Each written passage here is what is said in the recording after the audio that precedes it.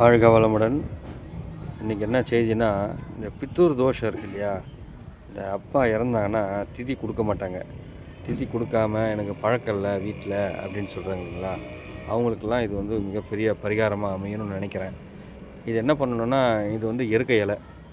இந்த எருக்கை இலையை பிச்சு கரெக்டாக ஒரு 9 இலை 11 இலை ஒத்தப்படையில் பறித்து இதில் வந்து தயிர் சாதம் செஞ்சு அந்த காக்கைக்கு நைவேத்தியம் பண்ணணும்னு வச்சுங்க, இந்த பித்தூர் தோஷங்கள் கழியும் என்றது சாஸ்திரம் சொல்லுது.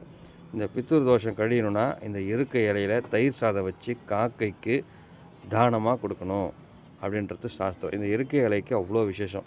ஏன்னா சூரியனுக்கு பிடிச்ச பூ வந்து எருக்கம்பூ தயிர் சாதம். நம்ம மூதாதையர்கள்லாம் இறந்துட்டாங்கன்னா நேராக சூரியனிட தான் இருப்பாங்கன்றது ஒரு ஐதீகம். அதனால தான் சூரியனை பார்த்து நமஸ்காரம் பண்ணுன்னு காலையில் சூரிய நமஸ்காரமே ஒன்று வச்சாங்க.